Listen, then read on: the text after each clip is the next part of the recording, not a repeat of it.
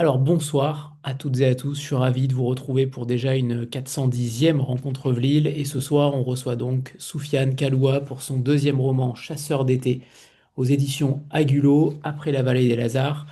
Alors pour débuter, déjà bonsoir Soufiane, Bonsoir, bonsoir à toutes et à tous. Merci d'être là et merci pour l'invitation. avec plaisir. Alors pour vous mettre dans l'ambiance, je vais vous parler un petit peu de Chasseur d'été puisque dans ce roman il y a une sorte de lumière de fin de journée qui ne dit pas son nom. Une journée qui effleure la peau, qui dessine les frontières instables entre désir et danger, entre jeunesse et mémoire, parce que le roman s'avance comme une sorte de cortège d'ombre, où des jeunes corps, des voix qui s'élèvent, des territoires qui refusent d'être nommés. Et pourtant, c'est bien la cartographie intime et politique d'un été qui nous est donnée, et politique au sens noble du terme, puisque la langue se tend, parfois se brise, et puis se répare en éclats. Elle crée une sorte de musique qui habite les lieux et les silences. On y reconnaît la chaleur et la menace, la fatigue des promesses et la violence ordinaire qui bordent les chemins. Soufiane Kaloua n'écrit pas seulement des scènes, il compose des paysages émotionnels où se joue la filiation et l'errance, la rage et la tendresse, car les personnages, loin d'être des silhouettes, deviennent des peuples de gestes. Un geste retenu, une phrase abandonnée, un morceau de musique qui revient comme une ritournelle. Et le lecteur se surprend à écouter à la fois la ville, la mer, la parole des adultes et celle des enfants en marge, et à se demander où finit l'été et où commence la vie qui persiste après la brûlure. Chasseur d'été nous demande d'habiter la contradiction, aimer et se méfier, désirer et résister. Et il nous rappelle que la littérature peut être à la fois entaille et baume, ouvrant des blessures sensibles et nous offrant des noms pour les révéler. Alors aujourd'hui, en présence de Soufiane Kaloua, il s'agit de suivre ses battements, d'interroger la voix qui compose, de comprendre la décision éthique et esthétique qui fait tenir Chasseur d'été dans la mémoire de notre siècle. Bonsoir, rebonsoir Soufiane. Alors, j'aimerais qu'on parle évidemment de cette genèse de ce roman, de ce deuxième roman. Déjà, peut-être commencer par La Vallée des Lazars pour savoir comment vous êtes entré en littérature, par quel biais, par quelle envie particulière, quelle était votre intention de d'écrire un roman, et puis ensuite de parvenir tout doucement à ce deuxième roman, Un chasseur d'été après le premier. Que s'est-il passé entre ces deux périodes? J'avais envie d'écrire un roman j'ai envie d'écrire un roman depuis mes 14 ans. Ça fait un petit moment donc. J'ai commencé à écrire autour de mes 20 ans et j'étais très jeune et ce que j'écrivais, comment dire? J'étais un étudiant de lettres et je jouais à copier mes auteurs préférés et ça marchait pas. C'était, honnêtement mes premiers textes, j'en étais pas, satisfait. Et je me suis entraîné donc et au bout de quelques années, j'ai fini par écrire La Vallée des Lazars. C'était la première fois que je parlais de certains thèmes qui me sont chers et que je cachais auparavant et j'ai trouvé la maison d'édition, Agulot, qui est une formidable maison d'édition indépendante. Je leur ai envoyé par, mail le manuscrit et au bout de 6 mois, j'ai eu une réponse positive et c'était comment dire? C'était une évidence de continuer, et de continuer avec eux. D'essayer d'en écrire un deuxième et de l'écrire, avec eux et donc j'ai écrit le deuxième roman pendant la période de promo du premier roman et comment dire? Pour la Vallée des Lazars, je sais depuis longtemps que je veux, faire revivre, une époque et un endroit. En l'occurrence, c'est, l'est du Maroc, et l'époque, ce serait, début des années 2000 et pour le deuxième roman, en fait, c'est un peu pareil où je voulais absolument écrire sur l'enfance, faire revivre leur enfance aux gens, aux lecteurs et aux lectrices, écrire sur l'enfance et sur un endroit qui est cette ville, que j'ai inventée qui s'appelle Boulogne, mais en vérité, elle est entièrement, inspirée de la ville où j'ai grandi et vous savez, c'est une de ces petites villes, qui ne sont ni des villages, ni des grandes villes. Elles n'ont pas le charme d'un village et elles n'ont pas toutes les, toute l'attractivité que peut avoir une grande ville et il y en a énormément en France et je voulais faire exister ce genre d'endroit, en littérature. Voilà. Alors justement, par rapport à Bloigne, évidemment, j'ai cherché si cette ville existait. Elle n'existe pas, ni de près ni de loin, pour le coup, de manière totalement cartésienne. Par contre, en effet, c'est ce que je me suis dit, elle ressemble à beaucoup d'autres, dans la banlieue lyonnaise notamment. Et puis, vous créez une sorte de chapitrage à travers Mm. Loigne, à travers la passerelle, à travers le canal, et surtout cette séparation entre deux mondes, dont le personnage principal, le narrateur Ramadan, ou Dan, appelé également Dan, comme une sorte de transfuge. Il y a une véritable scission entre deux mondes, et c'est aussi là, forcément, ce qui donne aussi un charme fou au roman. Oui, ça m'intéressait de travailler la géographie de la ville, en fait. Comment dire? Pour parler de l'enfance, mon premier instinct, ça a été de parler de cercle d'influence. Parce que grandir, c'est passer de cercle en cercle, d'amitié en amitié, d'école en école, et ainsi de suite. Et en fait, je me suis rendu compte aussi que les cercles d'influence dépendaient énormément de l'endroit où on vivait dans la ville. Et il y a des dynamiques différentes selon l'endroit où on vit. Et il y a ce lieu de brassage qui est le collège. Et donc, il commence dans un quartier qui est un peu isolé de la ville parce qu'il est derrière les rails. Et c'est le quartier le plus récent. Et bon, c'est un quartier qui est assez pauvre. Et au fur et à mesure, il va se rapprocher du centre, changer d'amis plus ou moins, évoluer de cette manière. Et, euh, et l'enfance, c'est ce qui est entre les deux. L'enfance, c'est vraiment le passage de lieu en lieu, la manière qu'on a de s'adapter, de vivre avec, de vivre contre, de vivre à travers et, euh, et de rencontrer des gens extrêmement différents. Et donc, il y a cette géographie de la ville. D'abord, le quartier de Saint-Exupéry, quand il est à l'école primaire, il évolue, il va de l'autre côté de l'autre côté des rails. Il va au collège et ensuite quand les personnages vont au lycée, à ce moment-là, on sort de Blois, on sort de Blois et c'est comme un cordon ombilical et qui se détend, on s'éloigne petit à petit. Et, euh, et donc il y a ce mouvement-là. Je me suis rendu compte que voilà, grandir, c'est aussi ce mouvement de s'éloigner et d'avoir un élargissement des paysages et des paysages mentaux finalement où il y a l'ère des possibles s'élargit au fur et à mesure en fait. On reviendra évidemment sur l'enfance tout à l'heure, mais avant, j'aimerais parler du titre, Chasseur d'été, un très très beau titre, et il est évidemment au sein même du livre, et je vais lire un petit extrait pour le qualifier. Naka et Nelson nous dirent qu'ils voulaient devenir chasseurs d'été, parce qu'il n'y a que cette saison qui vaille d'être vécue.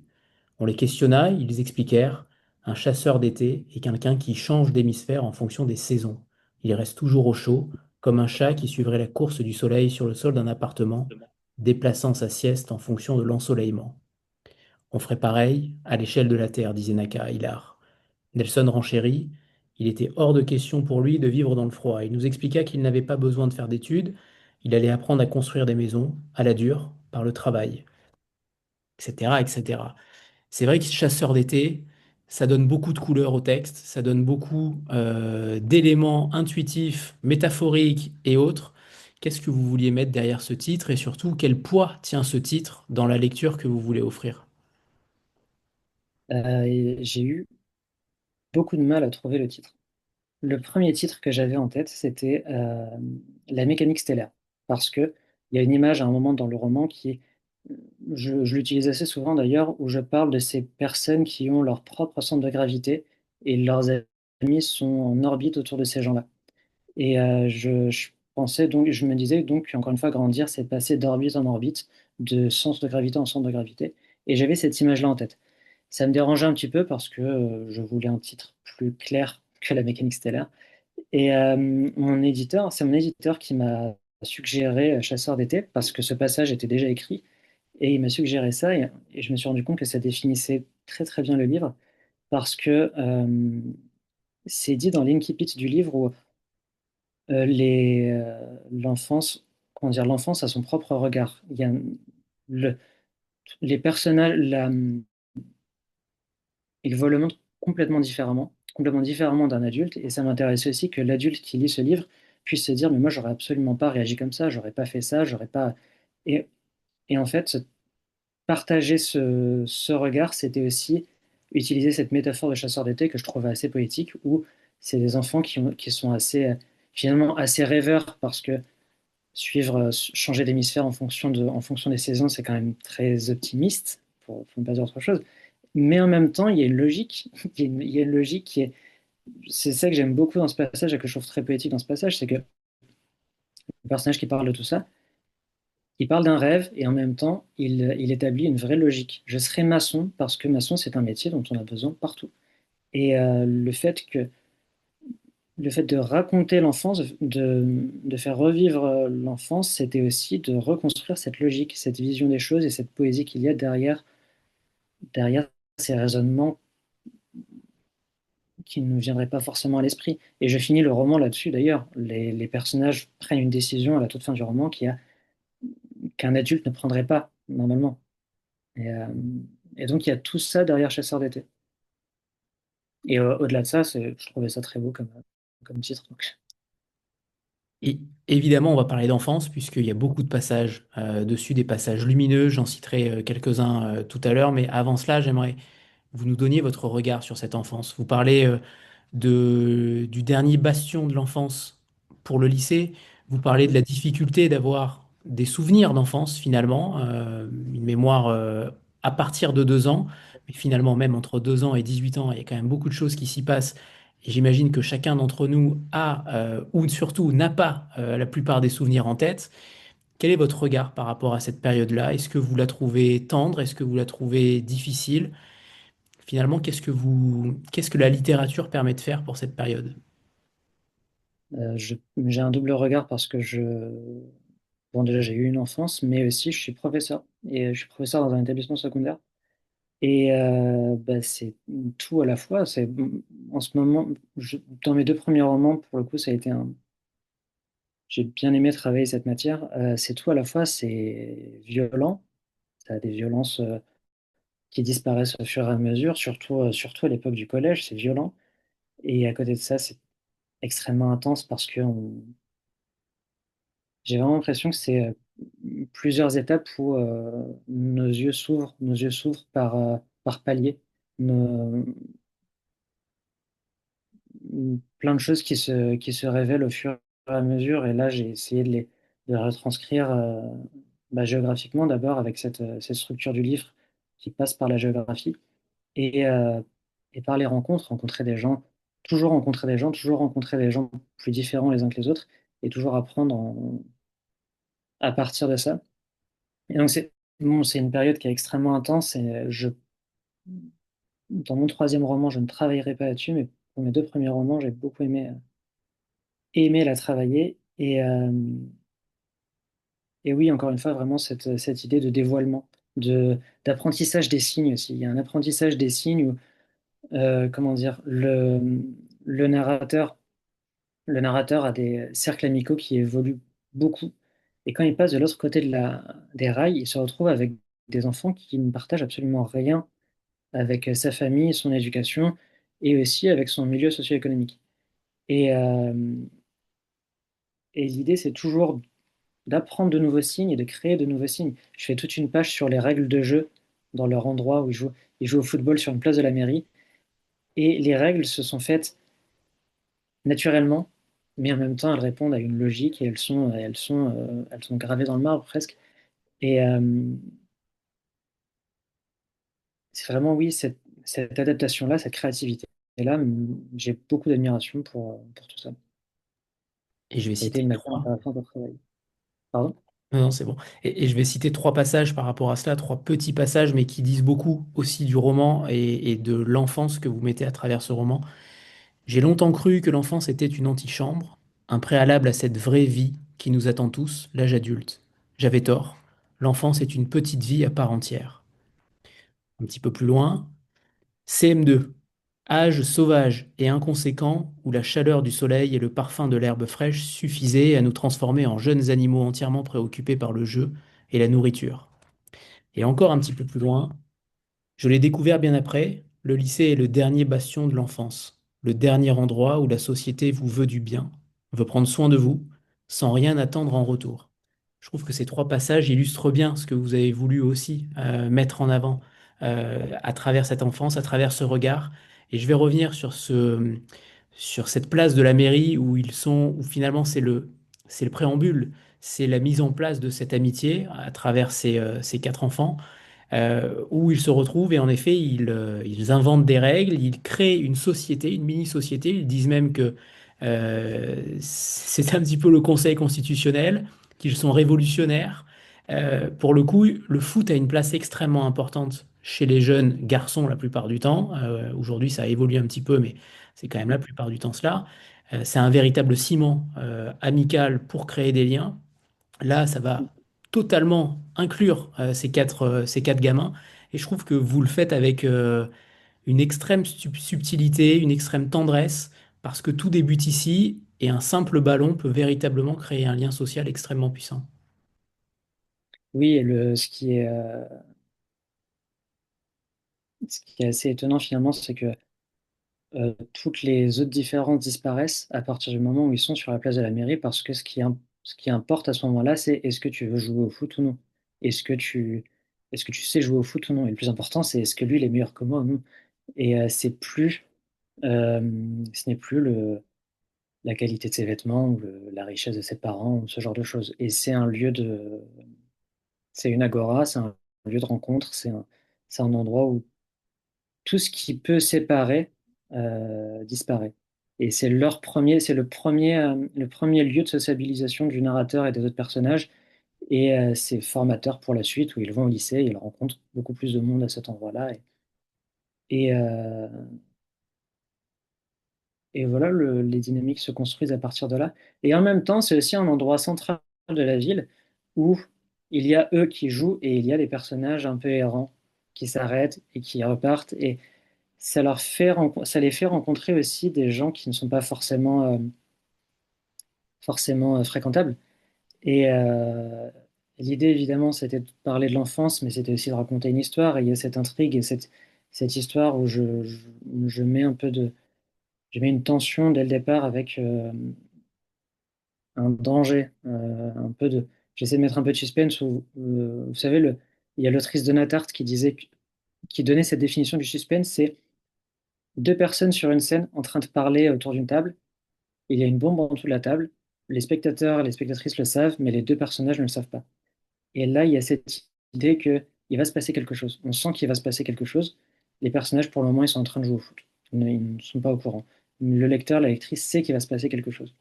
Et donc, cet endroit, c'est aussi un endroit où ils sont confrontés à un monde pas, qui est pas forcément, peut être dangereux. Et puis justement, ils sont qualifiés de la dernière génération, entre guillemets, dorée, de ceux qui ont fait vivre cette place. Ça dit beaucoup de choses aussi sur le côté social d'une ville et la fréquentation d'une ville. Et le fait est que certaines places sont totalement maintenant Visiter. vides d'enfance. Et Hmm. c'est ça qui est très beau aussi, c'est que est-ce que vous constatez aussi ce glissement-là? Est-ce que c'est volontaire? Évidemment, c'est volontaire, mais ce que je veux dire, c'est est-ce que ce, ce, ce- ce- cette situation-là de jeunes enfants qui ne sont plus, qui ont déjà quitté l'enfance, n'ont pas été remplacés. On a l'impression que plus personne ne vient après eux. Hmm. Oui, j'ai cette impression-là. C'est un peu une parole pas ex- pardonnez-moi le terme, mais c'est un peu une parole de vieux con, mais pour le coup, je vais l'assumer. J'ai cette impression que les enfants jouent moins dehors, ils investissent moins cet espace public. En tout cas, là où j'ai grandi, c'est vraiment le cas. Les villes sont désertes. Les villes sont désertes. Et parce qu'ils ont d'autres moyens de se, de passer leur temps ils ont d'autres loisirs. Et j'imagine que si je grandissais, si j'avais 14 ans aujourd'hui, je serais comme eux. Mais je, je sais qu'ils investissent beaucoup moins l'espace public et qu'à cette époque-là, il se passait pas, comment dire, tous les jours, on savait où nous trouver. On était à cet endroit-là. Voilà. Le Et numérique, pour ce qui est de l'âge des souvenirs, oui, je voulais en parler tout à l'heure. Et, il y a un passage où je parle de comment raconter les souvenirs, comment raconter ses souvenirs et l'idée que les souvenirs soient un chaos perpétuel, un chaos complet avant le personnage dit qu'avant ses 9 10 ans. tous ces souvenirs, c'est une foule de sentiments, une foule d'émotions et de sentiments qui n'ont pas vraiment de cohérence. Et écrire sur la petite enfance, c'est essayer de donner une cohérence à ça. Et en même temps, on a l'impression que c'est un peu artificiel de faire ça. Et donc, il faut trouver une manière de transmettre ce chaos en gardant quelque chose de, de lisible et faire en sorte que ça soit pas intelligible et tout ça. Et, bah, et j'y reviens, et en fait, c'était pour moi, mettre, mettre une cohérence là-dedans, c'était deux choses. C'était circonscrire ça dans un endroit de la ville et, euh, et utiliser ce que j'appelle les sommaires, où je fais des listes de plein de choses différentes et sans forcément d'ordre chronologique dans ces événements et dans ces impressions et tout ça, sans forcément d'ordre chronologique, juste pour dresser le portrait d'une époque, le portrait d'un âge, et c'est charge au lecteur et à la lectrice de, comme si c'était un dessin en point, qu'on devait relier les points pour faire un motif, pour que ça donne un motif. Et je sais qu'à plusieurs reprises, j'ai eu ce problème d'écriture, ou comment est-ce que j'arrive à transmettre l'essence d'une époque sans forcément mettre un ordre artificiel. Ben, je me disais ça, cette liste-là que j'ai piqué en lisant Les années de Annie Ernaux. Moi, j'aime beaucoup ça. Et puis, les enfants sont très ingrats. Vous parlez aussi parfois d'ingratitude. Je vais dire deux passages qui m'ont beaucoup fait rire. Euh, Pourtant, plein de mes amitiés nouvelles, je l'avais complètement oublié. C'est ingrat, un enfant. Un jour, vous emplissez son monde. Quelques semaines plus tard, il vous a effacé de sa mémoire, déjà épris d'autre chose. Et un petit peu plus loin, une bande de gamins est parfois comme une bande de chiens errants. Ils se méfient de l'inconnu, et ils s'en méfieront tant qu'ils ne lui auront pas reniflé le cul. Je trouve que ça donne aussi le ton. Parfois, il y a beaucoup d'humour dans ce livre-là, en tout cas beaucoup de punchlines qui sont extrêmement naturelles, qui sont pas du tout forcées. Et pour le coup, est-ce que véritablement c'est ingrat un enfant? Je pense qu'il y a de l'ingratitude chez les enfants, oui, notamment dans leurs amitiés. Leurs amitiés peuvent être féroces parfois, elles peuvent être cruelles. Euh, vous savez, c'est ces moments où on déménage et on dit à nos amis que ben, on se reverra, on s'enverra des lettres. Et ben, malheureusement, c'est comment dire, c'est pas de leur faute parce que finalement, c'est pas eux qui choisissent, ils sont pas maîtres de leur destin. S'ils doivent déménager, ben, ils suivent leurs parents. Et ils peuvent essayer d'envoyer des cartes postales et tout ça, mais s'ils ne se revoient pas, ben, ils ne se revoient pas parce qu'ils habitent à l'autre bout de la France. Et donc, et derrière tout ça, oui, il y a de l'oubli, il y a des choses comme ça. Oui, je pense qu'il y a cette ingratitude qui est vraiment liée à l'oubli, où on peut passer d'une amitié à l'autre et on n'a pas le temps. En fait, tout va tellement vite, tout est tellement intense qu'on n'a pas le temps de se morfondre. On n'a pas le temps de se morfondre d'une perte ou de choses comme ça. Et en même temps, je reste convaincu que c'est de l'apparence. On n'a pas le temps de se morfondre en apparence, et en vérité, et c'est ce qui arrive dans le livre, en vérité, des événements, des séparations, des pertes peuvent. Il y a une image que j'utilise où c'est comme une coupe renversée qui s'étend dans plusieurs tissus, mais qui disparaît un petit peu à la surface. Et c'est une des constructions de l'intrigue de faire comme s'ils pouvaient. Ils vivent quelque chose, ils vivent un drame, et de faire comme s'ils pouvaient complètement oublier, passer à autre chose, parce qu'ils découvrent d'autres choses, parce qu'il y a des filles, parce qu'il y a plein de choses comme ça. Et en même temps, non, en même temps, ils vivent les choses intensément, et c'est simplement qu'ils, c'est un peu caché, ils ne sont pas encore en courant de ce qu'ils ont, ils ne sont pas encore, ils n'ont pas encore conscience de ce qu'ils ont vécu, de ce qu'ils perdent. Il y a beaucoup de fantômes en réalité Mm. qui planent au-dessus. Les fantômes de certains personnages, mais aussi les fantômes de la figure paternelle, qui est très importante dans le livre. La Oui. figure paternelle qui finalement dans ce livre-là, les pères ont quand même pas le beau rôle, hein, clairement. Il n'y en a pas beaucoup, il n'y en a pas beaucoup qui ont du mérite, entre guillemets, même s'ils ont leur qualité aussi, bien entendu. Mais euh, la question de la paternité, la question de l'abandon aussi, clairement. Qu'est-ce que ça dit de Soufiane Kaloua aussi? Euh, mais, euh, mais On n'écrit pas Pas sur la grand-chose. paternité sans raison, sur l'absence de Alors, paternité. mais figurez-vous que, mais justement, pas grand-chose pour le. Bon, toutes les familles sont dysfonctionnelles d'une manière ou d'une autre, mais moi, il y a eu un foyer très cadré, très solide.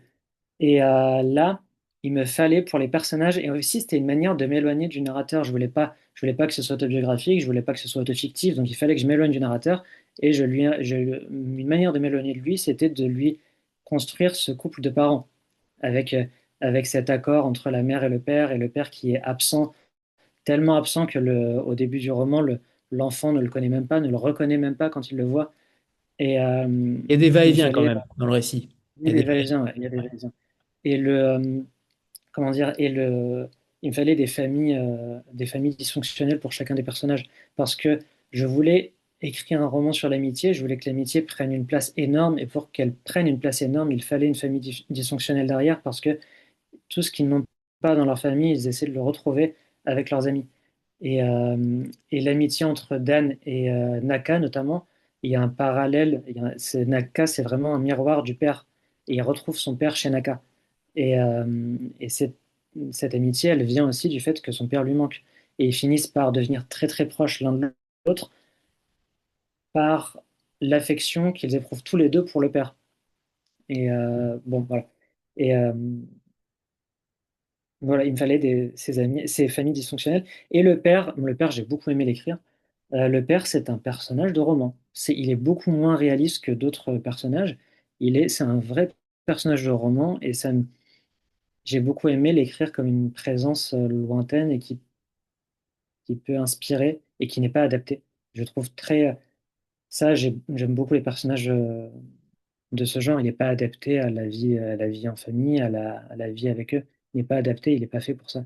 Et c'est presque pas de sa faute en fait. C'est presque pas de sa faute. Et que Dan lui en veuille ou non, c'est un apprentissage de lui en vouloir ou de ne pas lui en vouloir et de voir les choses en face ou non. Euh, mais Quand voilà. il est là, ça va bien. Quand il est présent, C'est c'est ça c'est le que ça se pire, passe ouais. plutôt bien. Oui, c'est ça qui est cruel, c'est que quand il est là, et il est là pendant quelques mois, notamment pendant l'adolescence, pendant quelques mois, quand il est là, Dan ne comprend même pas pourquoi il était parti. Parce qu'il est heureux, il est bien, et finalement, non. Finalement, et donc, il y a cette incompréhension, il y a cette menace, et c'est quand même un enfant. Je parlais de menace tout à l'heure, il va se passer quelque chose. Ben, c'est un enfant aussi qui a grandi avec cette menace, parce il y a le retour du père qui devrait arriver à un moment donné, et aussi son départ, parce qu'à chaque fois qu'il vient, il va repartir. Et donc, il grandit avec cette menace, et oui, c'est un des thèmes du livre, hein, les fantômes et les menaces. Et alors, il y a Alicia qui pose une question sur votre inspiration. Est-ce que vous puisez parfois, on l'imagine que oui, mais sait-on jamais, dans votre cercle professionnel, c'est-à-dire avec vos élèves aussi, est-ce que ça peut avoir une certaine réminiscence? Est-ce qu'il peut y avoir des ponts qui se créent entre l'écrivain et l'enseignant? Alors là, j'avais beaucoup de matière dans ma propre enfance. J'avais énormément beaucoup de matière parce que j'ai un tempérament assez nostalgique et je me souviens de beaucoup de choses. Mais oui, ça peut m'arriver, notamment parce que je suis toujours agréablement surpris quand je vois des choses chez mes élèves qui sont exactement les mêmes que lorsque j'étais adolescent et qui étaient exactement les mêmes que 30 ans auparavant et 40 ans auparavant et 50 ans auparavant. On disait tout à l'heure que, évidemment, les générations évoluent et les mœurs se changent, mais il y a des choses qui resteront toujours.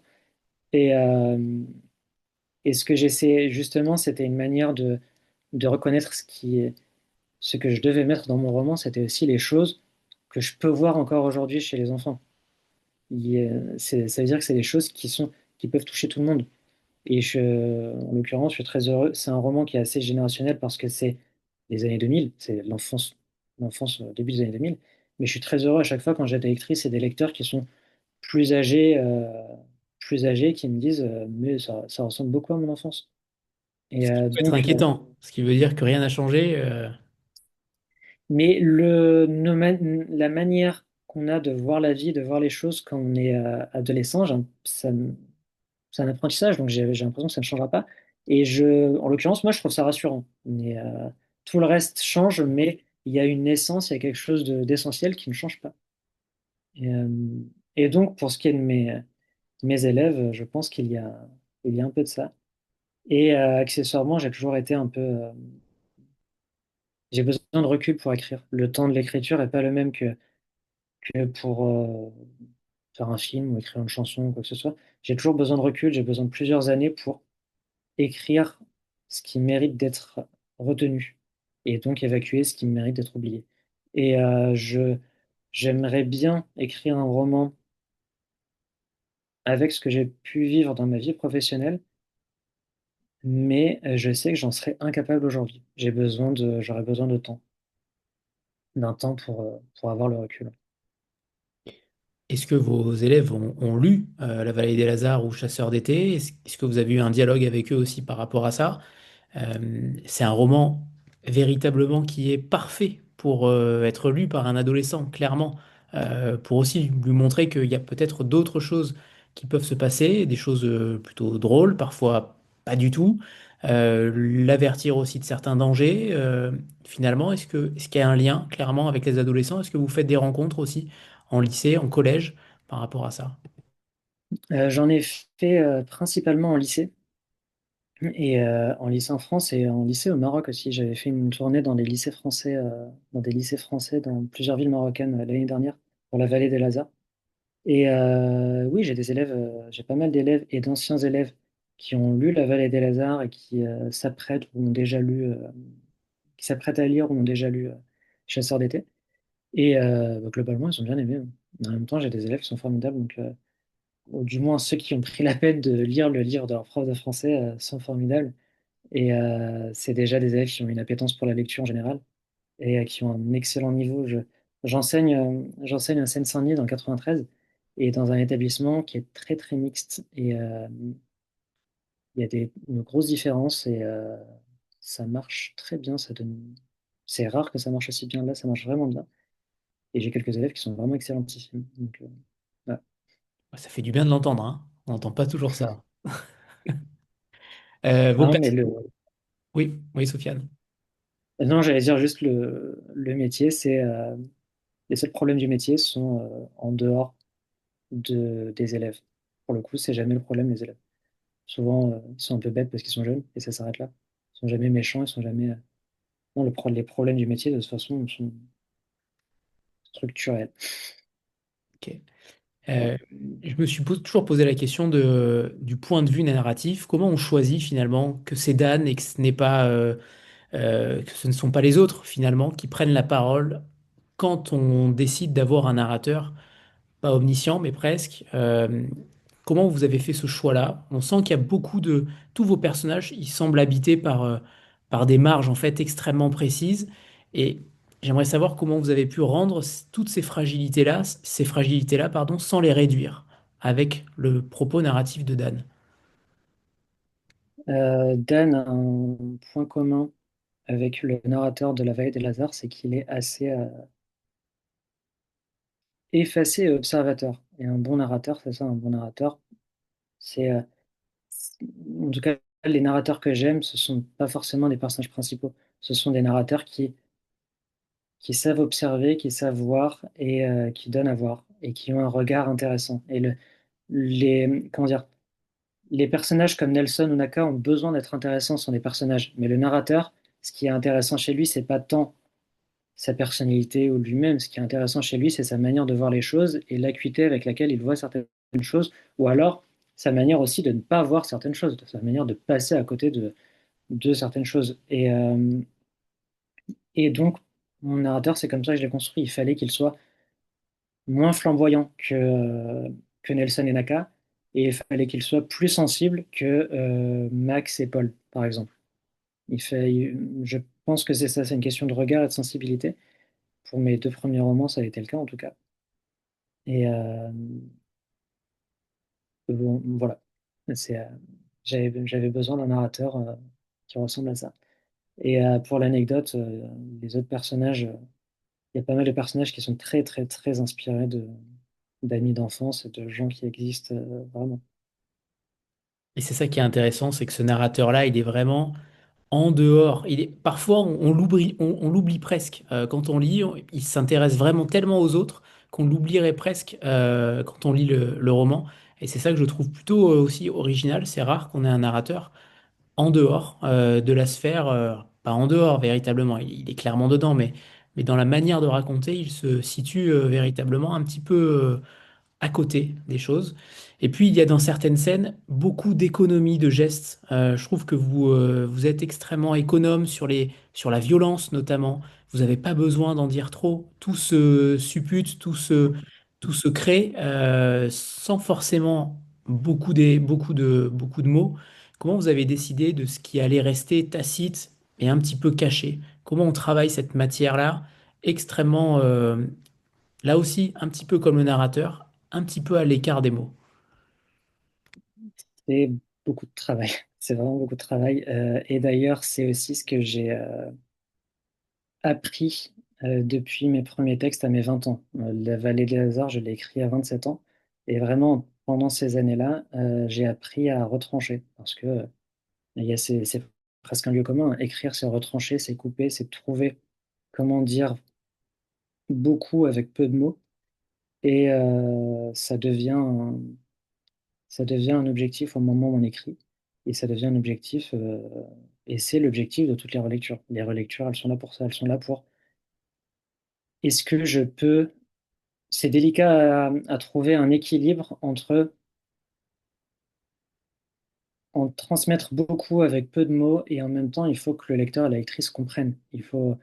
L'idée, c'est de faire confiance à la sensibilité, à l'intelligence des lecteurs et des lectrices et, euh, euh, et donc de ne pas en dire trop. Je crois que c'est Proust qui disait que mettre des théories dans des livres, expliquer des théories, trop expliquer dans des livres, c'est aussi vulgaire que d'afficher le prix sur ses affaires, d'afficher le prix sur les affaires qu'on porte ou les objets qu'on a chez soi. Il faut, il faut garder cette retenue. Et donc, tout est dans le tacite. Et donc, oui, beaucoup de relecture. Amen. Vraiment beaucoup de relecture pour celui-ci. Amen. Euh, et puis il y a le rôle de la poésie également, puisque Rimbaud, avec le bateau Ivre notamment, est cité en épigraphe. C'est pas pour rien, peut-être. Qu'est-ce que la poésie? Alors, sur un texte comme ça, forcément, c'est surprenant. Ça peut être surprenant, entre guillemets. Et c'est ça qui est intéressant, c'est que la poésie, elle intervient véritablement dans tout le texte.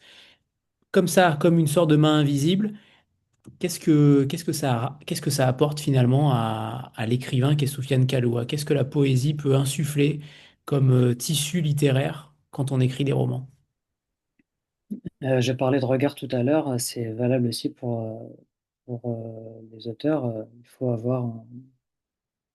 écrire, c'est voir,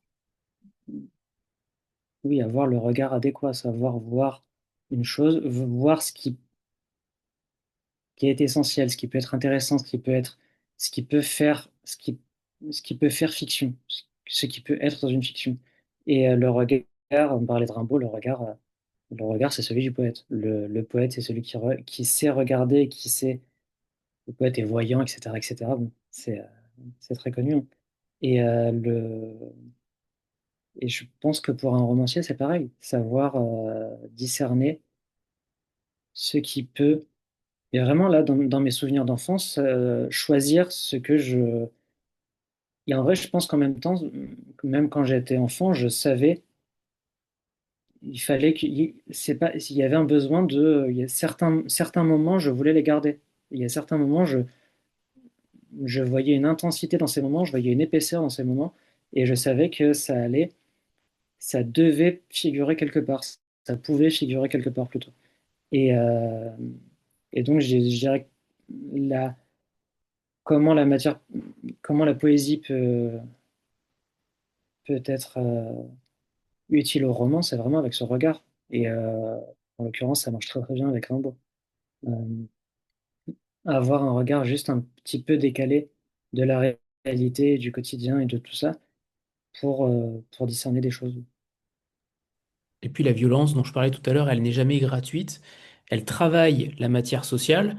Comment vous avez cherché justement l'équilibre tout en montrant et en suggérant, là aussi, c'est pas si évident que ça, Même le personnage principal, à un moment donné, dit que ils ont vécu pendant longtemps sans violence.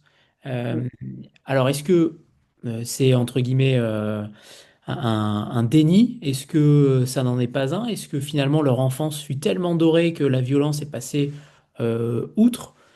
Alors évidemment, ça va évoluer, bien entendu, au cœur même du roman, mais cette violence-là, je trouve que vous la traitez de manière extrêmement fine, sans jamais appuyer le trait. Ça revient aussi à ce que vous disiez à l'instant, mais sur le sujet de la violence, comment vous avez voulu traiter cela tout en la témoignant et tout en la cachant, en tout cas, pas la cachant, mais en tout cas à suggérer la violence.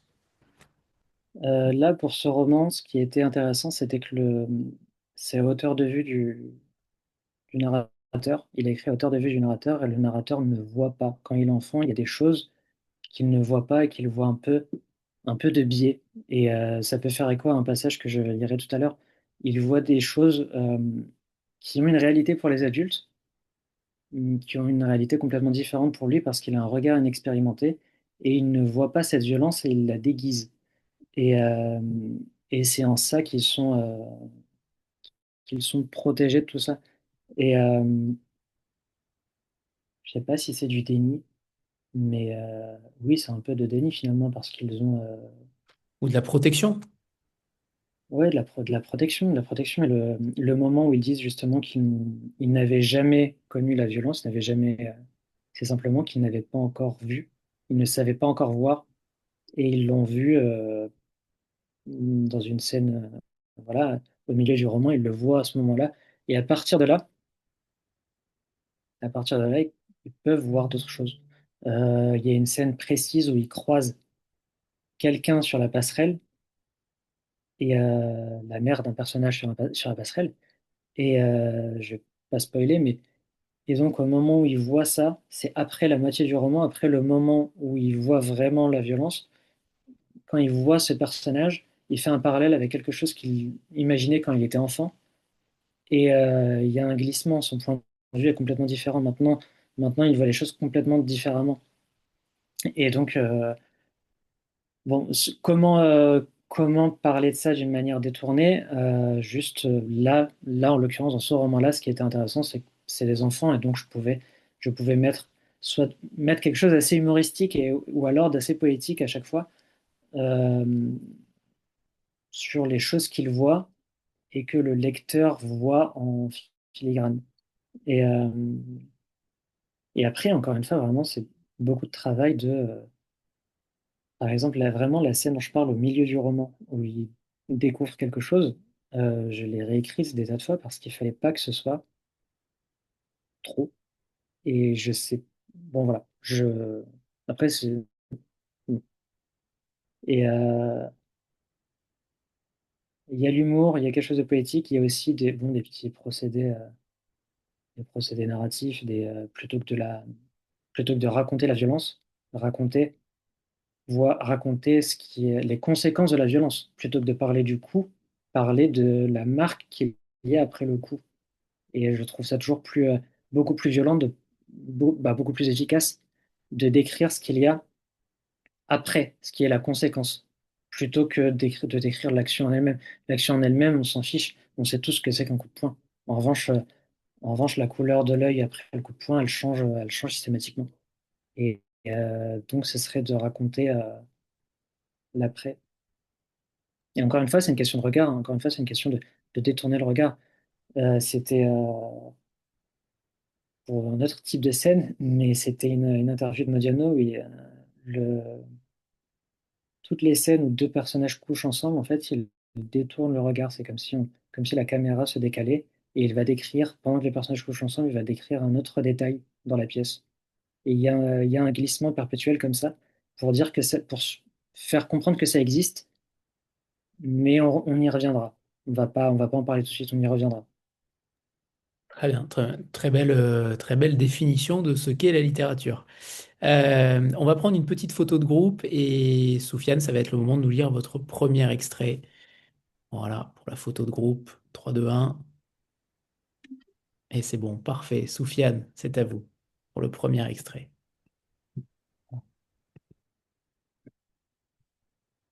Saint-Exupéry était séparé du reste de la ville par les rails.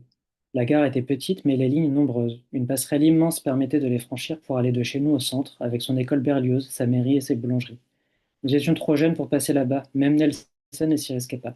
Selon un certain angle, depuis un promontoire du terrain vague, nous pouvions apercevoir un morceau de passerelle, ses courbures blanches et hautes comme des voiles de navire, sa dentelle de piliers massifs qui prenaient la lumière du soleil et la renvoyaient rose ou orange selon l'heure du jour.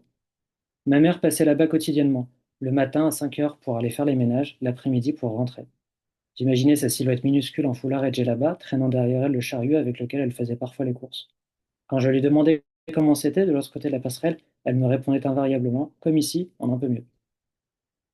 Peu à peu, j'ai appris à reconnaître ce qui, dans notre quotidien, devait être différent de ce qui existait dans le reste de Boulogne.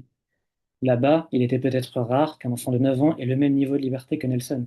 Quand il sortait le soir, d'ailleurs, il était toujours armé d'un bâton. C'était naturel pour nous. Il y avait cette rumeur selon laquelle les caves des H&M étaient remplies de molosses qu'on ne laissait sortir que la nuit, des Doberman, des Pitbulls. Nous y croyions dur comme fer. Il fallait être prêt si nous en croisions. Il y avait en fait tout un folklore à Saint-Exupéry qui, je le découvrirai plus tard, ne franchissait pas la limite des rails. Le danger était présent, partout, protéiforme et insaisissable. Il y avait ces chiens qui sortaient la nuit, il y avait les berges du canal, étendues sauvages et glauques, on y trouvait des seringues, des couteaux, des ragondins qui pouvaient vous bouffer une jambe. Il fallait faire attention aux types étranges qui passaient chaque jour à vélo et levaient invariablement le bras sans raison apparente. Je n'avais aucune notion du code de la route. Il annonçait qu'il tournait au coin de la rue, j'y voyais une preuve de folie. Cet homme avait le visage creusé par les rides, les cheveux bruns électriques autour de sa tête, un genre d'Alain Souchon. Je lui imaginais une vie secrète. Un jour, je devais avoir 8 ans, j'appris qu'un garçon de la classe de Myriam en cinquième avait trouvé sa mère pendue dans le garage en rentrant du collège. Pour expliquer sa mort, les adultes partageaient une vérité commune et informulée. Elle s'était donné la mort. Moi, cette notion m'était inconnue et parfaitement inconcevable. Je lui imaginais un meurtrier. Donc j'observais les adultes des environs à chaque fois que j'allais au Franprix avec ma sœur, à la recherche du coupable. Il y avait de bons candidats. Il y avait le père de Samantha, violent et ivrogne, qui laissait des bleus sur le visage de son épouse. Il y avait le Grégo, qu'on voyait passer de temps en temps, grand, des cheveux gras et noirs, des chemises de flanelle. On murmurait qu'il avait été en prison, et au moment de dire pourquoi il y était allé, les adultes se contentaient de regards éloquents qui voulaient dire beaucoup pour eux et rien pour nous. Il y avait la Malouine, vieille chose décrépite qui avait du mal à tirer son caddie. Son pas claudiquant nous faisait détaler sur la seule foi des rumeurs qui la disaient sorcière. Sur les ailes de Satan, elle aurait fui la police en sautant par la fenêtre de son appartement au quatrième étage. Et surtout, il y avait ce type à vélo qui levait le bras sans raison. C'était forcément lui. Il me terrifiait. La dame qui s'était pendue n'était pas comme toutes ces actrices qui meurent dans les films américains. C'était une maghrébine voilée, comme ma mère. Elle avait donné une forme de proximité à la mort, qui arrivait aussi à des gens comme nous.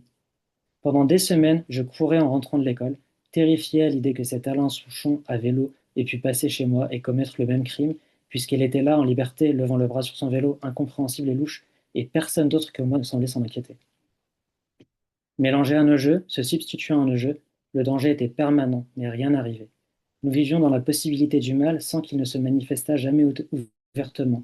Il se contentait d'habiter discrètement chacun de nos esprits et n'exploserait pas avant plusieurs années, longtemps après que j'aurais déménagé. Merci, Soufiane.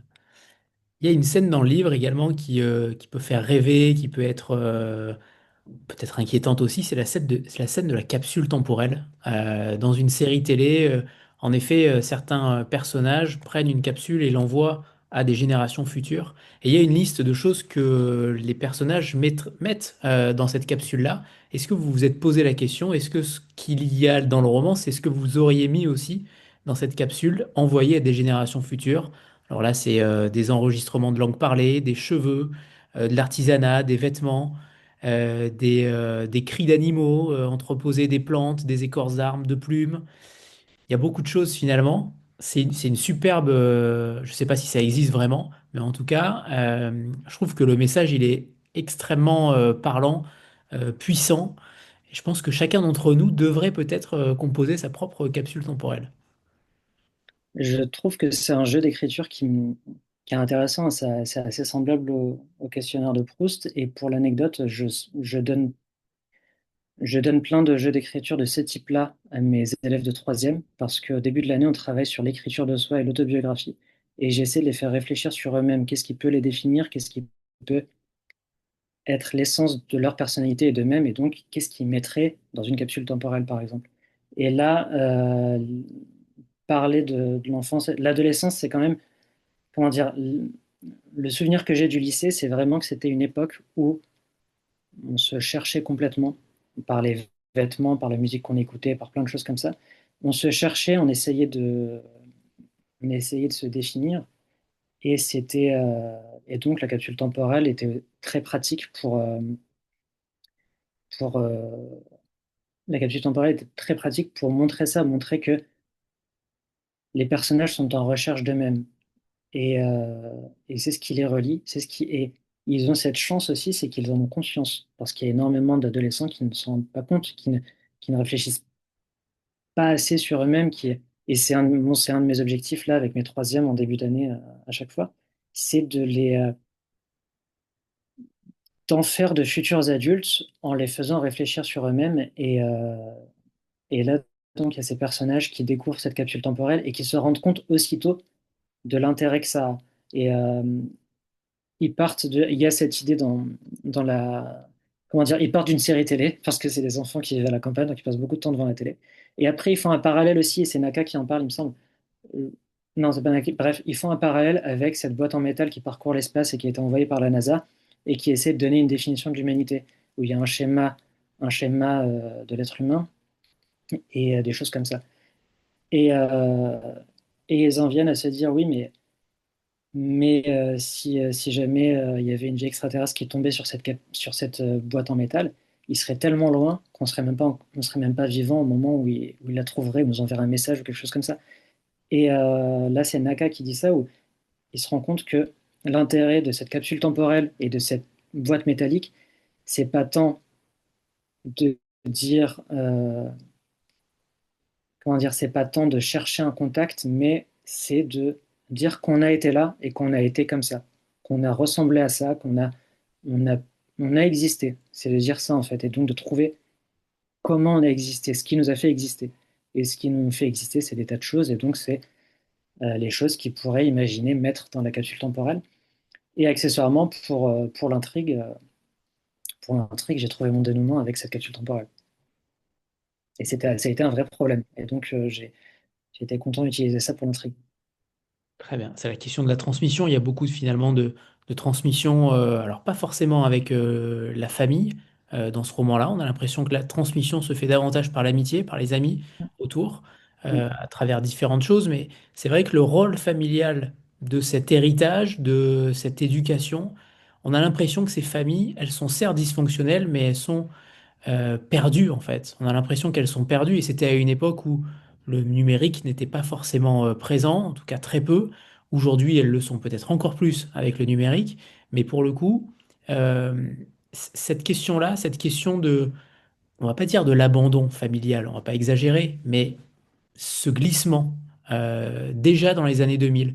Est-ce que vous vous êtes aussi intéressé à la matière? Vous aviez un tissu, j'imagine, personnel, mais est-ce que vous vous êtes aussi intéressé à des travaux scientifiques sur ces glissements-là, sur une documentation plus générale par rapport à la trame que vous vouliez mettre en place?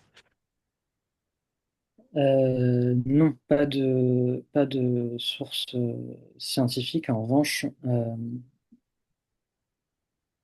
tout est matière, hein. Les amis, les gens qui nous entourent, les gens qu'on rencontre et les livres qu'on lit et les personnages qu'on croise. Et la matière vient de là. Mais pour construire ces familles, pour construire ces parents, il fallait, euh, il fallait que je respecte une chose, c'est que on se rende compte, que le lecteur, la lectrice se rende compte que ben, les parents font de leur mieux. Et en général, et parfois, là en l'occurrence dans le roman, c'est pas assez et ça marche pas, mais ils font de leur mieux. Et c'est ce qui, je pense que c'est ce qui définit le mieux la construction de ces parents-là, c'est de montrer qu'ils font leur mieux, qu'ils font de leur mieux, pardon, mais c'est pas forcément ce dont ont besoin. Ils font de leur mieux avec ce qu'ils ont appris. Et en l'occurrence, les parents du narrateur, c'est ça, ils font de leur mieux avec ce qu'ils ont appris et ce qu'ils essaient de construire, mais c'est pas ce dont le narrateur a besoin, et c'est pas ce dont les enfants ont besoin. Et le dysfonctionnement, il se fait dans l'écart entre ce dont les enfants ont besoin et ce que proposent les adultes, même avec les meilleures intentions du monde. La mère de Naka, elle fait quelque chose d'effroyable, mais pour elle, c'était ce qu'il y a de mieux, ce qu'il y avait de mieux. Très bien. Et là où je voulais aussi en venir, c'est sur le fait que le roman va croiser à la fois la jeunesse, à la fois la marginalité. Comment vous avez travaillé cette représentation de toutes ces jeunesses? Parce qu'il n'y en a pas qu'une, toutes ces jeunesses, sans tomber dans le cliché ou dans la compassion un peu simpliste. Comment vous travaillez justement cette matière extrêmement difficile aujourd'hui en littérature, qui fait que vos personnages, ils ne ressemblent finalement à personne et en même temps, ils ressemblent aussi à certains enfants. Mais cette limite-là, qui est extrêmement ténue, comment vous êtes arrivé à limiter les choses, à cadenasser pour éviter justement qu'on tombe dans des personnages trop stéréotypés? J'imagine que j'ai été à peu près fidèle à ce que j'ai pu voir et ce que j'ai pu rencontrer et vivre. J'ai grandi dans une ville similaire et après j'ai fait mes études à Paris et maintenant je travaille en banlieue parisienne. Donc on est quand même entre les trois endroits, il y a énormément de différences et oui, j'ai essayé d'être fidèle à ce que j'ai pu voir et aussi les personnages unidimensionnels m'ont toujours ennuyé. Il fallait que les personnages soient et leurs qualités et leurs défauts et, euh, et qu'il n'y ait pas de jugement. L'écriture se fait à la hauteur du narrateur. Et non, je veux pas émettre de jugement, même quand les personnages font des choses que le lecteur, la lectrice peut juger. Je veux pas qu'il y ait de jugement dans la narration. Et encore une fois, ça revient à dire aussi ce que je disais tout à l'heure, faire confiance à la sensibilité, à l'intelligence du lecteur et de la lectrice. Et le jugement, il se fait à l'extérieur du livre et pas à l'intérieur du livre. À l'intérieur du livre, ça expose simplement des choses. Et, euh, et tous ont leurs qualités, leurs défauts. Le Et c'est narrateur, le meilleur métier d'être fidèle. le narrateur, il est même très objectif. Il arrive même parfois à essayer de comprendre certains skinheads. Il a un regard aussi, comment dire, très éclairé. Voilà, il est très ouvert d'esprit en fait.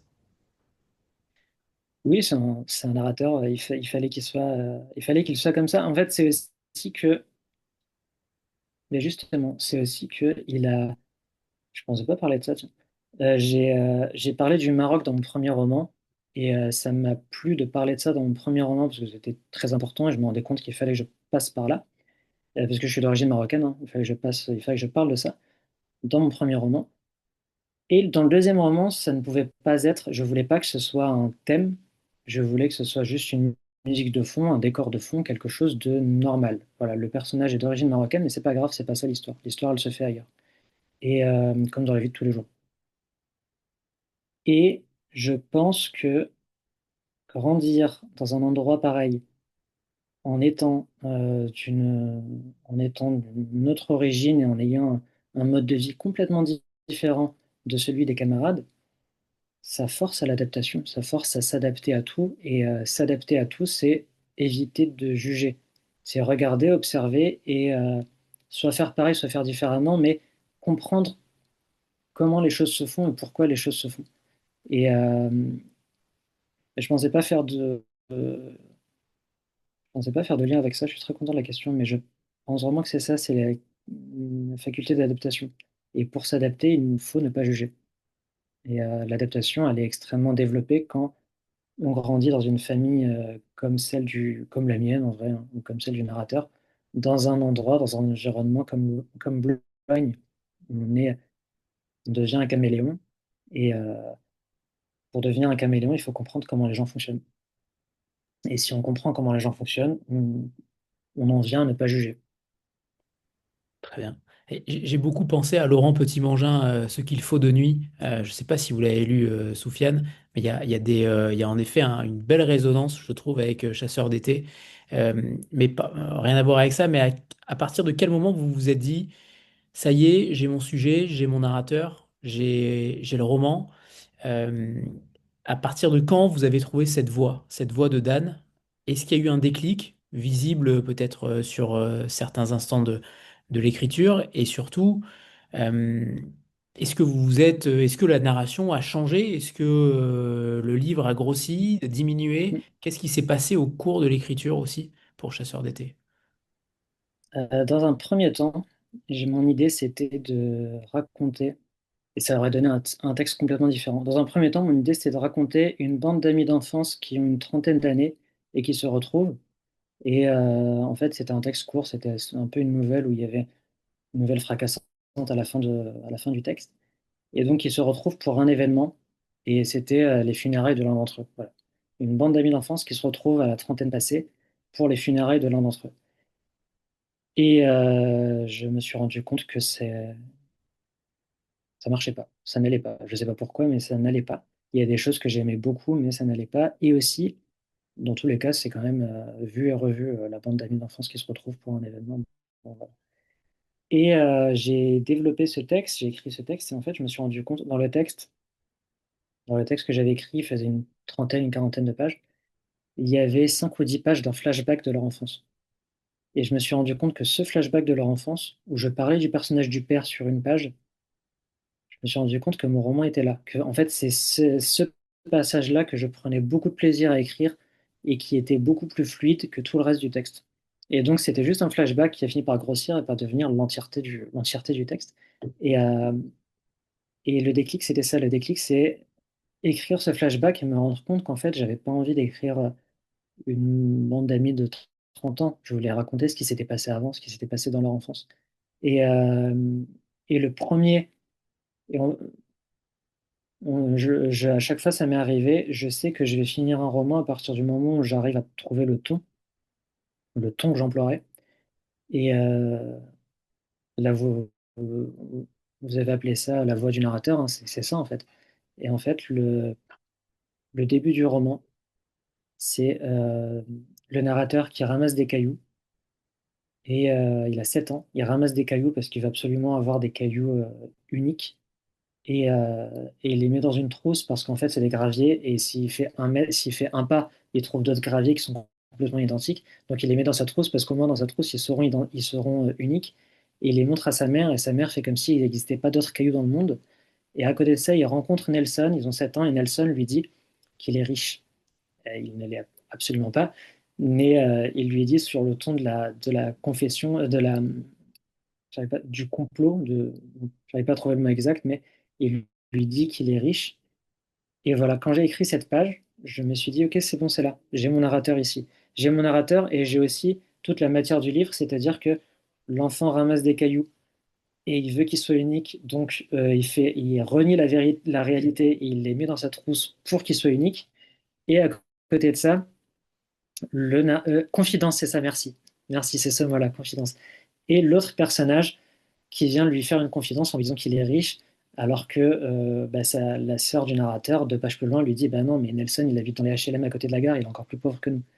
Mais voilà, ce décalage-là, ce monde-là, à partir de là, je savais que j'avais mon roman. Et donc, il y a eu une quarantaine de pages avant qui ont été écrites des personnages adultes et je les ai mis de côté, quoi. Je les ai mis de côté. Ça veut dire qu'ils pourraient revenir potentiellement. En tout cas, ils sont dans un coin de la tête, peut-être.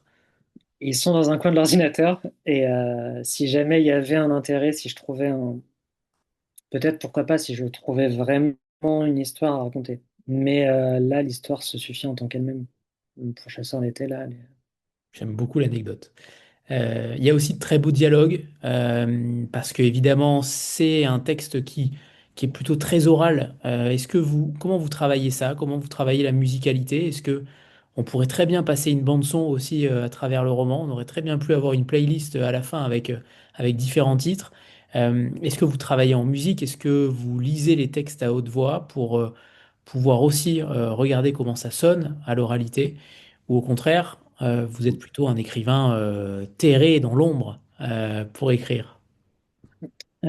ça m'arrive d'écrire en musique, ça m'arrive d'écrire J'aime bien aller à la bibliothèque ou dans des cafés parce que j'aime bien regarder les gens et voir qu'il y a une agitation autour. Et me dire que je suis au milieu, mais en même temps ailleurs. Et pour ce qui est Parce du... qu'en même temps, il y a beaucoup d'images. Depuis le début, quand je vous écoute parler, je trouve que vous mettez beaucoup d'images sur ce que vous dites. Est-ce que c'est peut-être plus cinématographique aussi, plutôt choral, je ne sais pas, mais je trouve que Oui. maintenant, en y réfléchissant, on a l'impression que l'idée vient de l'image pour vous. La scène, la scène vient de l'idée, mais la manière de raconter la scène vient de l'image en tout cas. Il y a la rêverie qui précède l'écriture où il y a des idées qui viennent, ou alors la rêverie qui se poursuit pendant l'écriture. Et après, oui, il y a quelque chose de cinématographique. Il y a plusieurs scènes, comment dire, il y a plusieurs moments dans l'histoire où je veux ralentir, je veux raconter la scène et je veux faire vivre la scène. Et je ralentis à ce moment-là, et là, je vois l'image. Et il faut que ce soit visuel, et à la fois, il faut qu'il y ait plusieurs sens. Il faut qu'on entende, il faut qu'on voit que le soleil brille, et plein de choses comme ça. La scène qu'il y a sur la couverture, hein, où ils sont en haut de la passerelle, c'est à la fin du roman. Ils sont en haut de la passerelle, et ils boivent des bières en haut de la passerelle. Et le narrateur est amoureux de Solène, et Solène boit une bière, elle lui parle, et en même temps, elle a les lèvres qui brillent parce que ses lèvres sont humides de ce qu'elle a bu, et elle a les lèvres qui brillent, et ces détails-là, s'accrocher à quelques détails pour faire vivre une scène. Et après, accessoirement, il y a beaucoup de travail sur couper, couper, mais en même temps, la phrase est assez instinctive, ça vient et c'est comme ça. Et le travail se fait plus sur, le travail peut se faire sur les dialogues. Les dialogues, c'est compliqué à écrire. Et c'est pas facile du tout à écrire. Et donc, me poser toujours la même question, c'est oui, non, mais est-ce qu'on parlerait vraiment comme ça? Et en même temps, trouver l'équilibre entre est-ce qu'on parlerait vraiment comme ça et aussi ne pas oublier que c'est écrit et que ça n'a pas forcément vocation à ressembler exactement à comment parlent les adolescents, ou à comment parlent les adultes dans la vie de tous les jours. Trouver un équilibre entre les deux, trouver quelque chose de crédible. Et c'est... voilà. Et bon, je pense que si je devais... je pense que le plus gros travail que j'ai à faire dans mon écriture, et je m'en suis rendu compte notamment en lisant un roman de la rentrée littéraire, c'est mon roman préféré de la rentrée littéraire, et il m'a subjugué. Si je devais fournir un travail, ce serait vraiment travailler la spécificité du vocabulaire. Trouver les mots parfois trouver les mots précis, les mots spécifiques. Voilà. C'est quel roman d'ailleurs? C'est Trois fois la colère de Laurine Roux. Qu'on connaît bien ici. On a reçu plusieurs Ouais. fois, évidemment. Et Euh, il est formidable, son roman est absolument formidable. Donc, voilà. et oui. D'ailleurs, sur la couverture, il y a un autre détail, c'est que derrière, il y a aussi un autre personnage, mine Mhm. de rien, isolé, esselé, tout est calculé aussi dans cette couverture de Cyril Favori, qui détonne au final dans le catalogue Gagulo. On voit rarement ce genre de couverture-là aussi. Il y a une sorte de pas de côté pour vous, pour chasseurs d'été, extrêmement punchy, alors que l'univers aurait pu être plutôt plus sombre, en tout cas. Pourquoi ce choix d'ailleurs? Pourquoi vous avez fait ce choix d'être beaucoup plus lumineux finalement? Parce qu'il y a aussi de la lumière dans ce roman, mais de manière générale, on n'est pas non plus dans un feel-good, hein. Donc forcément, forcément, ça peut être surprenant. Justement, je m'interrogeais sur ce choix-là. Les éditeurs ont vu beaucoup de douceur et de lumière dans le roman. Et, et donc, ils ont voulu aller sur cette piste-là. Et, Il y a beaucoup de et, euh, tendresse. Je trouve qu'en effet, il y a beaucoup de tendresse. et ils me font confiance sur.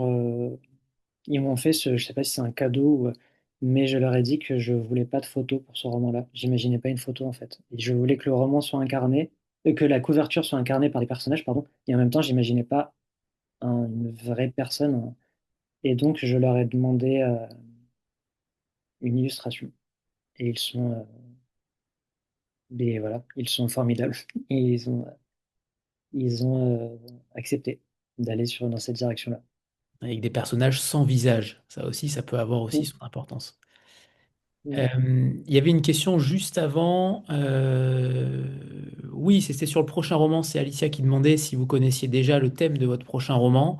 Alors, on va laisser déjà vivre celui-là, c'est évident, pendant quelques mois, voire années, parce qu'on aime bien quand les livres sont pérennes. Mais le prochain roman, est-ce que on va aller encore au-delà? Est-ce qu'on va diriger son regard. Tout à l'heure, vous parliez de regard. Est-ce que votre regard va être dirigé ailleurs? Est-ce qu'il va y avoir encore un lien avec le Maroc? Finalement, où vous allez aller? Est-ce que vous savez déjà? Ça sera en France et ça sera sur la famille. Ça sera un roman familial. Voilà. C'est un roman familial, pardon. Bon, je ne vais pas en dire beaucoup parce que je sais même pas. J'ai un petit peu avancé et j'espère que j'arriverai au bout, mais en ce moment j'ai ma rentrée scolaire en tête.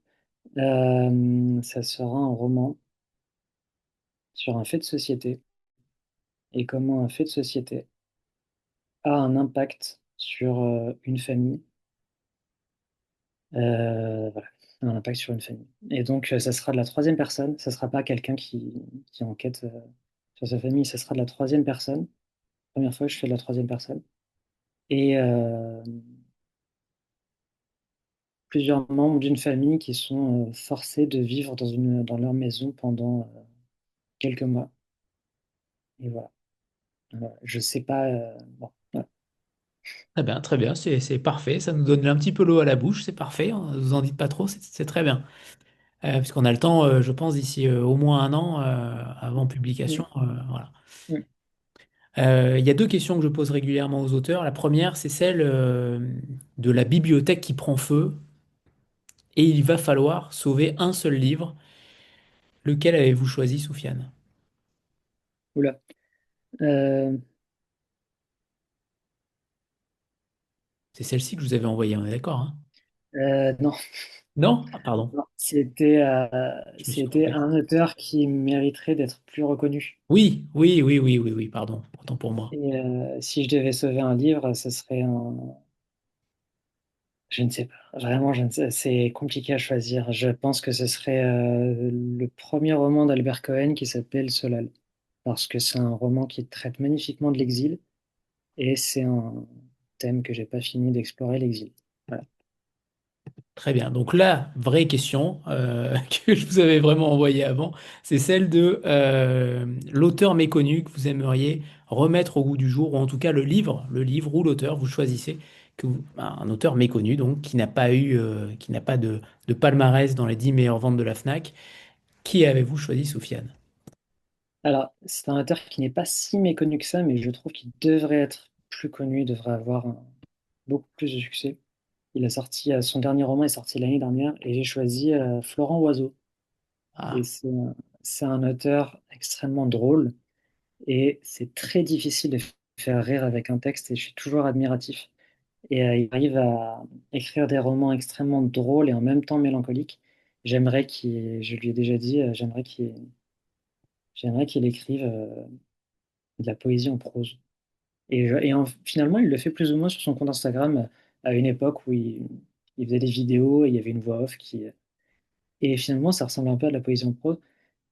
Et voilà. Donc, ce serait Florent Oiseau.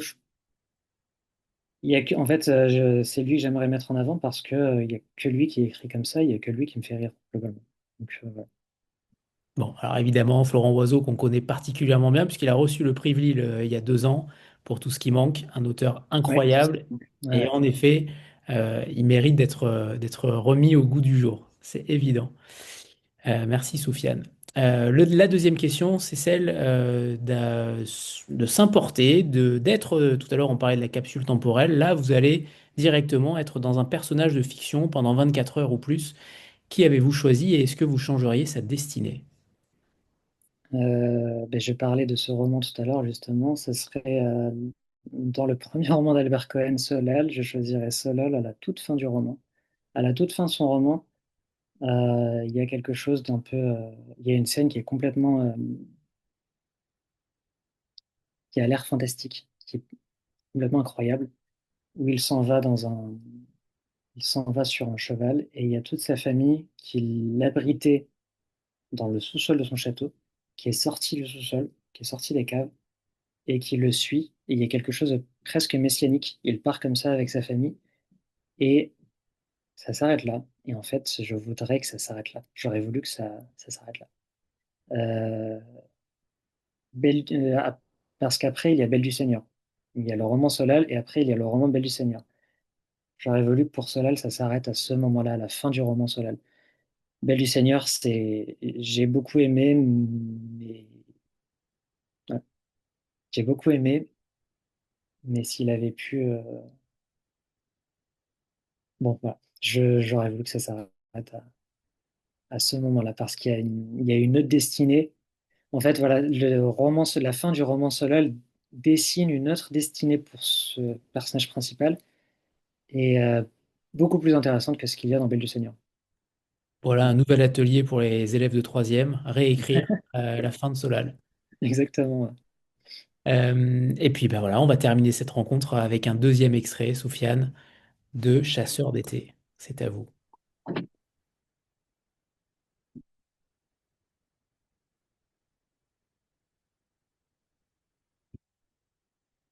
Naka dormait sur un matelas à côté de mon lit. Nous pouvions passer de longues après-midi en silence dans une familiarité parfaite.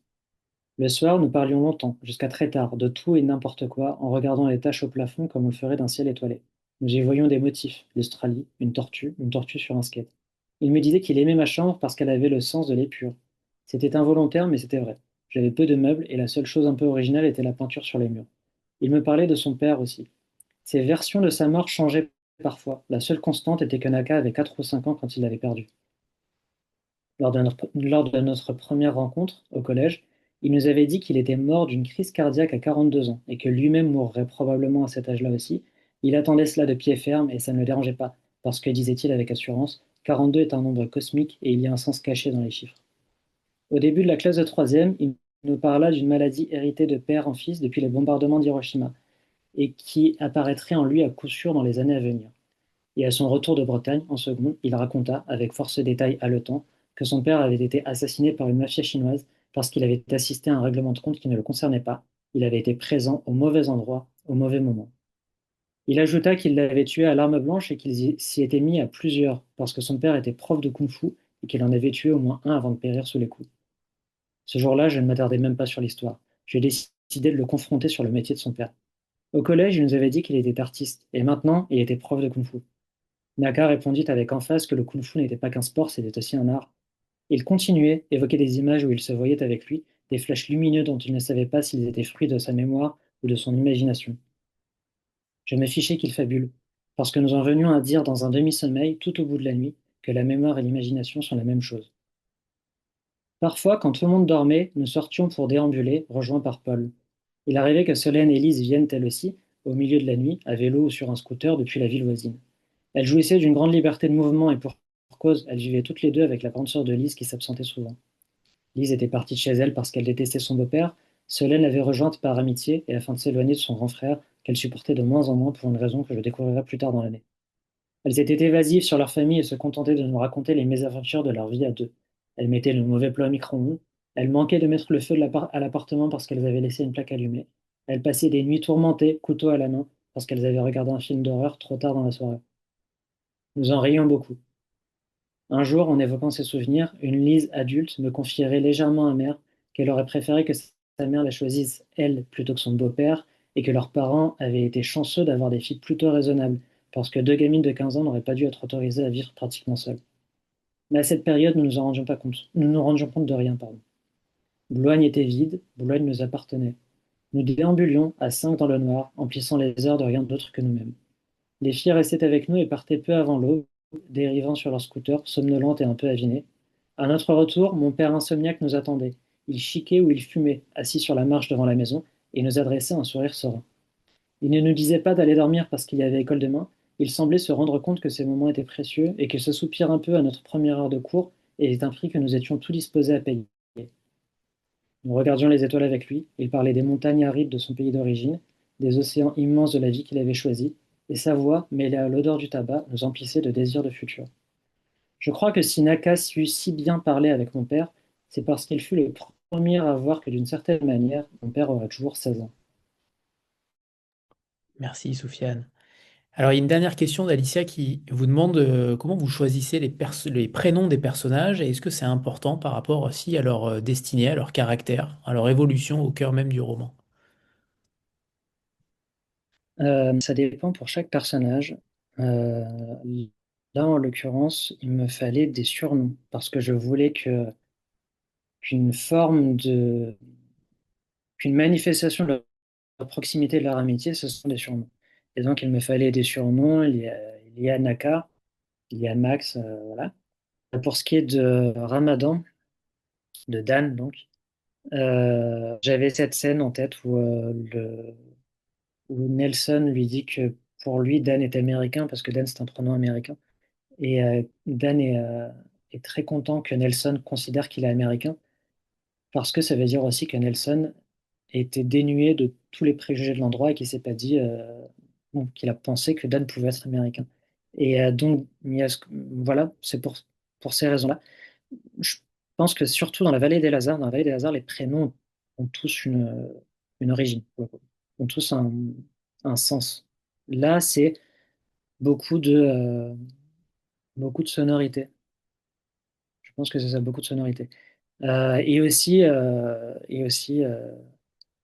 comment dire, euh, une réalité sociologique. Paul est fils de médecin, Max est de classe moyenne, et Nelson grandit a eu une mère très jeune qui l'a appelé comme ça parce que je me souviens plus. Mais Nelson a une mère très jeune qui l'a appelé comme ça pour un personnage ou un chanteur qu'elle aimait. Et donc il y a une, c'est ce qui a importé pour le coup dans le choix des prénoms. Là, c'était les réalités sociologiques qu'il pouvait y avoir derrière. Mais pour la vallée, c'était beaucoup plus, je travaillais beaucoup plus sur le sens des prénoms. Très bien. Eh bien, nous avons prêté l'oreille à un été qui n'en finit pas de nous apprendre à lire, à entendre et à résister. Chasseur d'été nous invite à tenir la ligne fragile entre chaleur et brûlure, à reconnaître dans l'errance une forme de parole et dans la marginalité une incroyable densité humaine. Soufiane Kaloua, votre roman se tient comme un phare discret. Il ne promet pas d'illuminer tout le rivage, mais il oblige le passant à lever les yeux et à compter les silhouettes. Que reste-t-il sinon ces phrases qui continuent de vibrer après qu'on les ait fermées? Puissent les lecteurs garder, au-delà du tumulte, la musique des voix que vous avez mises à nu, et peut-être apprendre à écouter autrement la géographie des vies que nous côtoyons chaque jour. Merci, Soufiane Kaloua, pour ce roman, Chasseur d'été aux éditions Aigulo. Merci. Merci beaucoup. Merci. Merci Merci à infiniment. vous. Et Au revoir. merci à toutes et à tous. Merci beaucoup. Au revoir, bonne soirée. Yann. Au revoir.